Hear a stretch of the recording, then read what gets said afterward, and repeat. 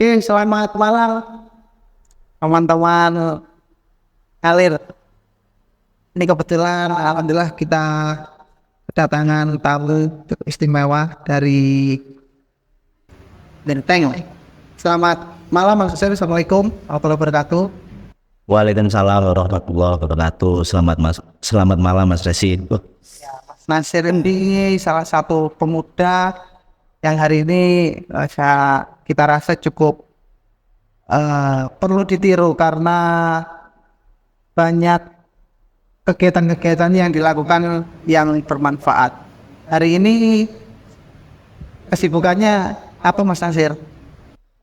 Alhamdulillah untuk hari ini Mas, ya di sini aja.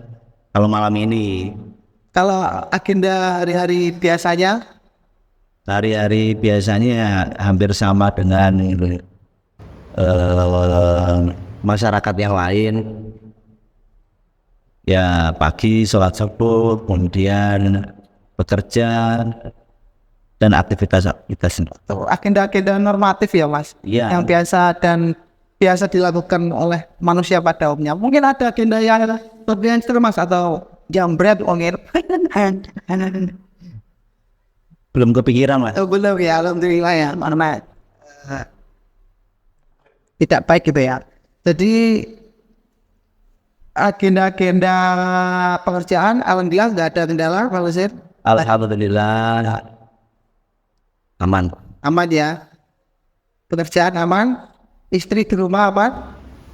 Alhamdulillah sudah aman Mas. Hari ini sudah masuk di kandungan ke 6 bulan. Istri saya kan Alhamdulillah 6 bulan anak anak yang kedua. dua ya.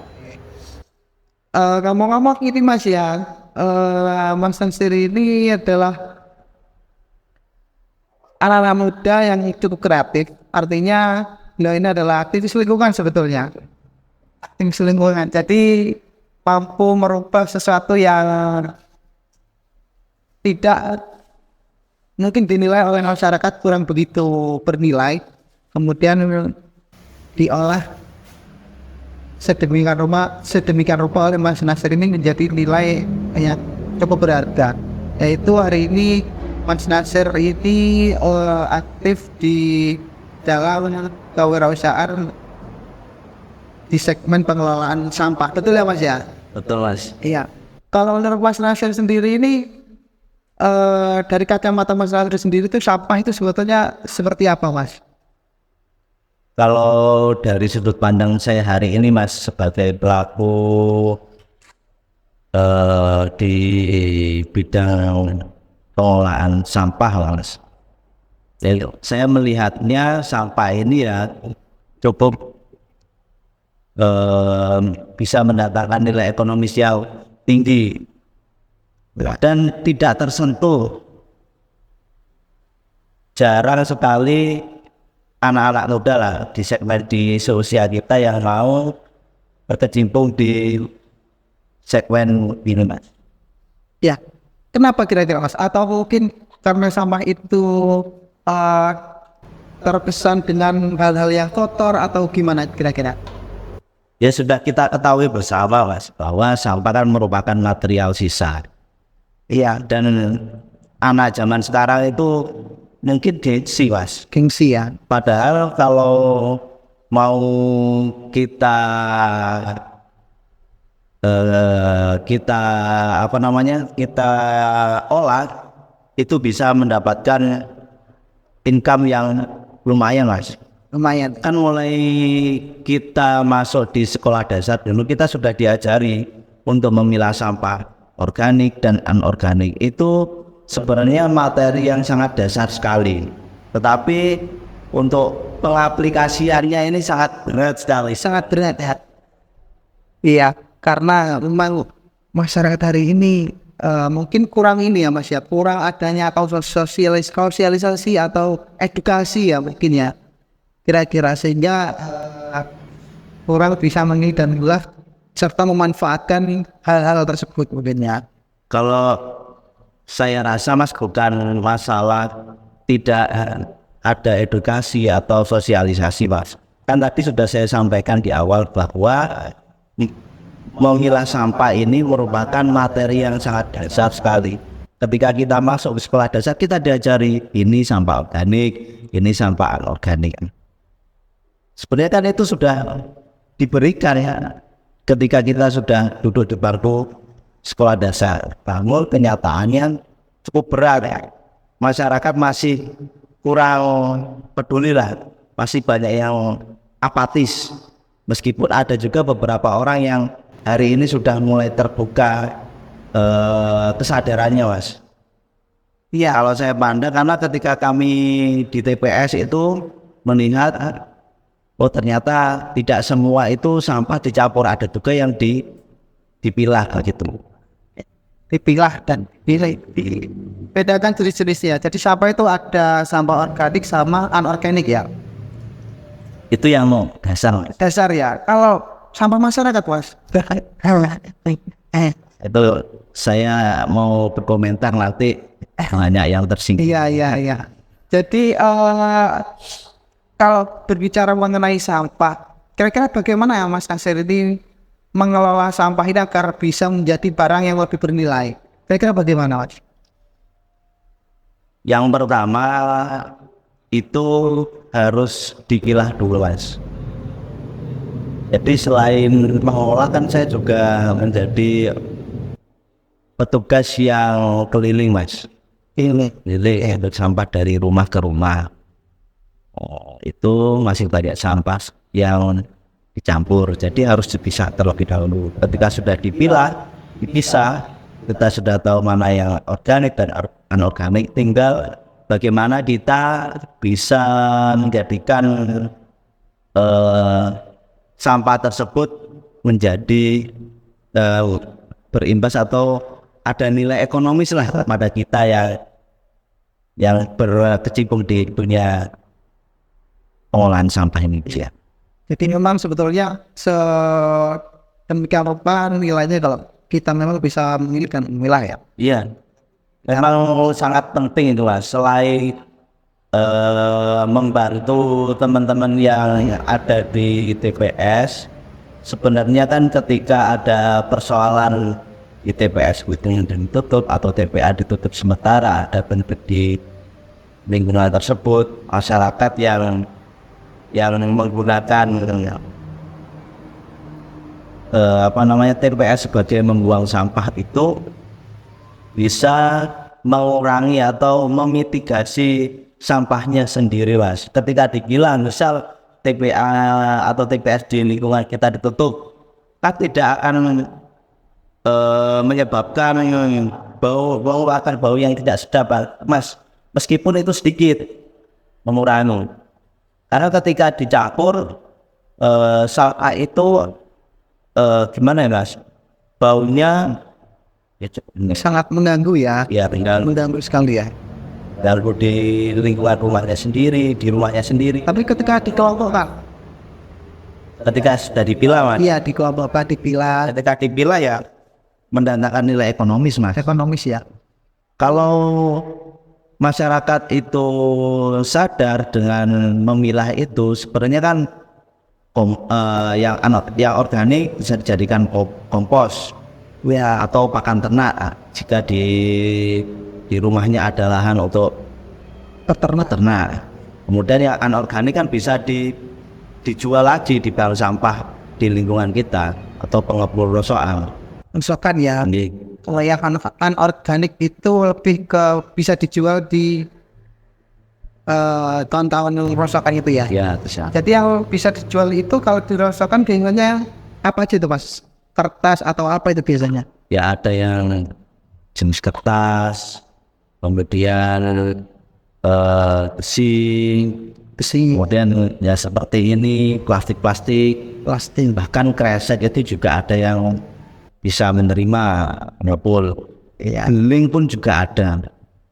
Daripada dibuang atau kemudian dibiarkan ya. Ya betul. Ini dipilih atau dikelompok-kelompokkan itu tadi ya. Justru ketika kita apatis di situ Mas, merasa sudah barang ini tidak saya pakailah, saya buang, akan menimbulkan masalah di situ Mas. Masalahnya di mana Mas? Masalahnya kalau kita buang di tepi jalan kemudian tertiup angin masuk ke selokan, otomatis kan akan menyumbat. Ini yang kedua, kalau sebangsanya gelas, kemudian wadah-wadah terbuka itu di tempat yang sekiranya tidak diketahui orang yang mencari rosokan mas, di jalan-jalan. Oh iya, ada tuh mas. Iya. Itu biasanya ketika ada hujan atau air apapun menggenang masuk ke dalam wadah tersebut kan bisa dijadikan tempat untuk berkembang biaknya nyamuk. Oh iya betul. Kalau yang sampah organik, biasanya dipakai untuk apa? Pakan ternak apa aja biasanya mas? Hanya seperti apa biasanya kalau yang organik? Kalau yang organik itu kan tadi sudah saya sampaikan mas, bisa dijadikan pakan ternak ataupun kompos. Iya. Kalau di tempat saya itu ada yang saya berikan ke ternak saya dan ada juga yang mengambil mas. Ayam atau sapi atau apa itu? Unggas-unggasan mas. Unggas. Ada ayam, ada Jenis unggas ya biasanya ya. Iya, biasanya yang diberikan ke unggas itu bentuk makannya perlu diolah atau tidak, atau langsung kemudian diberikan gitu aja? Ya kita lihat dulu pakan yang kita terima mas, yang dibuang oleh masyarakat mas. Misal Kalau nasi nasi terus bekas makan sehari-hari kita ya, nasi sayur terus bekas apa mungkin tempe tahu tulang-tulang apa namanya sembarang organik itu mas, ketika kita lihat ini layak untuk diberikan ke unggas, kita berikan mas. Tapi ketika meskipun nasi sudah tidak layak ya mas, sudah beberapa hari berjamur kemudian mengeluarkan bau yang tetapi-tapian ya, itu beda lagi. itu dijadikan apa nanti? Itu kami wadahi dan ada yang mengambil sendiri mas. Kami sudah bermitra dengan salah satu peternak maggot di daerah Banyuwangi. Maggot itu apa? Maggot itu Tidak tahu. maggot itu ya sejenis belatung mas, tapi dari indukan yang bukan lalat hijau tapi lalat hitam, namanya BSM. Jadi bekas-bekas makanan yang cukup lama ya berarti. Ya. Nanti itu dijadikan pakannya maggot. Nanti maggot itu bisa dijual lagi. Bisa. Dan harganya cukup mahal ya. Maggot itu ya cukup mahal dan itu memang bagus ya karena banyak proteinnya ya. Betul mas. Untuk apa namanya hewan ternak biasanya ya. Saya sempat juga ternak maggot mas. Oh punya. Ketika ya ada, cuman bukan skalanya masih skala kecil mas, karena ya kapasitas yang yang mengolah ini masih belum ada. Saya sempat mengolah sampah itu menjadi pakan maggot dan alhamdulillah ketika ternak diberikan maggot, daya tahan tubuh si unggas itu jauh lebih kuat mas. Itu saya rasakan ketika di lingkungan saya itu ada yang kena penyakit aratan mas. Aratan itu ya penyakitnya unggas, tiba-tiba mati. Oh gitu ya. Itu banyak mas di lingkungan saya. Tetapi ketika unggas saya berikan maggot, meskipun nggak banyak lah, tetap kita beri sehari katakanlah setengah kilo untuk seluruh unggas. Alhamdulillah yang lainnya kena aratan di lingkungan ternak saya, alhamdulillah lebih aman. Daya tahan tubuhnya ya lebih kuat ya. Unggasnya jauh lebih kuat. Iya. Tetapi ketika maggot saya tidak ada, hari ini kan sudah tidak begitu fokus di maggot saya mas, karena ada kesibukan yang lain. Ketika di lingkungan sekitar tempat saya itu kena aratan, iya kena juga akhirnya mas. Menular berarti ya? Iya. Bisa menular ya? Gitu ya. Iya. Memang sebenarnya sampah ini bisa jadi nilai barang yang bisa dinilaikan ketika kita betul-betul bisa membaca peluang dan bisa memanfaatkan ke semua ya berarti ya mas ya. Iya, terus tantangan ke depan mas kira-kira apa mas terkait sampah hari ini? Ya, sampah ini kan selama masih ada kehidupan pasti akan ada namanya sampah, Mas. Pasti itu, karena kan kita juga makan, Mas. Makan kan pasti ada sisanya. Ya, Ada yang kita makan pun ada yang kita buang, ada sampahnya yang keluar, Mas. betul. Selama ada kehidupan, sampah itu pasti tetap ada. Maka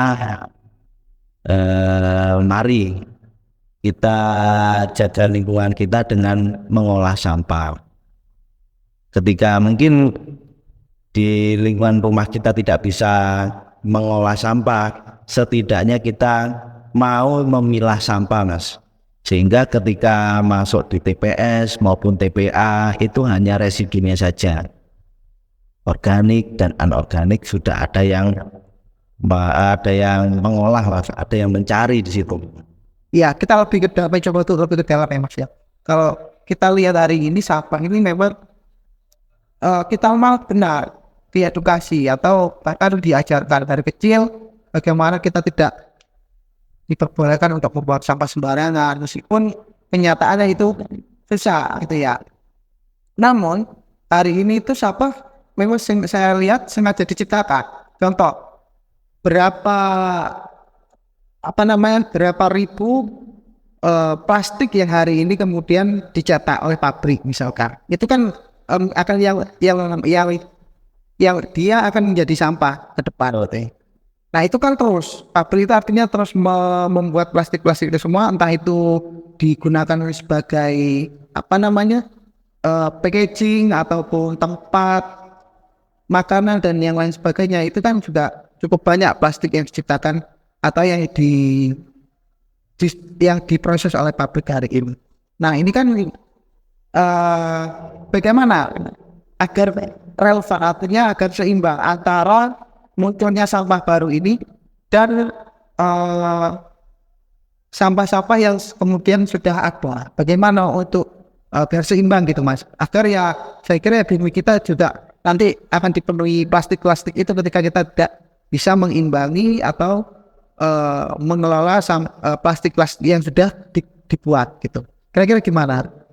Sebenarnya kan adanya para pengepul trosoar itu bagian dari siklus bagaimana sampah itu bisa terolah, Mas. Kaitannya tentang plastik tadi ya. Iya, misal plastik. Cuman kan masih banyak sampah yang masih terbuang yang bisa mendatangkan nilai ekonomis tapi masih terbuang ke TPA. Ketika sudah masuk ke TPA tercampur dengan organik, residu dan lain sebagainya, itu kan sudah tidak bisa diolah kembali, Mas. Siapa yang mau memilah sampah sebanyak itu, sebanyak? Nah, sejarahnya eman-eman Mas ya. Iya. Coba kita pilih dari awal ya, mungkin Itu, Mas. bisa mengurangi ya. Bisa sangat mengurangi sekali, Mas. Alhamdulillah ya. Hari ini kan saya sudah menekuni di bidang sampah ini alhamdulillah sekitar 5 tahun, Mas. Saya selama 5 tahun ini saya evaluasi terus bagaimana cara saya itu bisa mengurangi debit sampah yang masuk ke TPS, Mas. Jadi saya pelajari terus, alhamdulillah 5 tahun ini masuk ke 5 tahun ini itu ada beberapa kemitraan yang masuk, termasuk dari teman-teman Magot, Mas. Ya, ketika sampah itu bisa dipilah, Mas, ketika dari rumah itu bisa dipilah, maka sampah organik yang harusnya masuk ke TPS atau TPA itu sangat berkurang, Mas. Ya, jadi nggak sampai ke TPS, bisa disalurkan ke para peternak-peternak. Bisa. Tadi ya berarti ya. Ya. Kemarin itu di bulan ini saya mampu memilah sampah anorganik dan organik itu sebanyak 1,116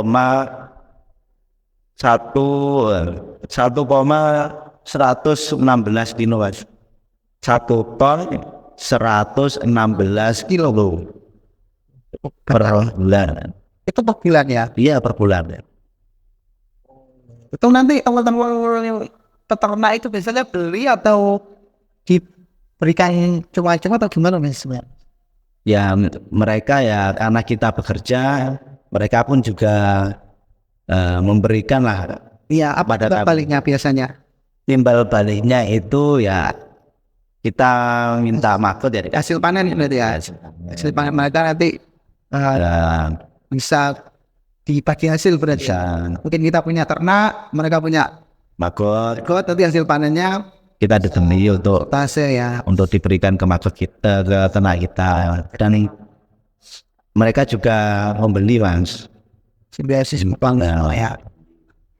Dimana cukup menarik sebetulnya. Meskipun nilainya kecil mas, meskipun nilainya kecil, Tapi kalau ditekuni sebetulnya bisa menjadi nilai lumayan yang ekonomis ya. betul. Daripada kita menggunakan hari ini kan ini banyak ya apa namanya bahan-bahan kimia ya. Bahkan tidak hanya di tumbuhan, mungkin di apa namanya mang hidup ya atau ternak biasanya itu sudah menggunakan bahan-bahan kimia banyak ya sekarang ya mas ya.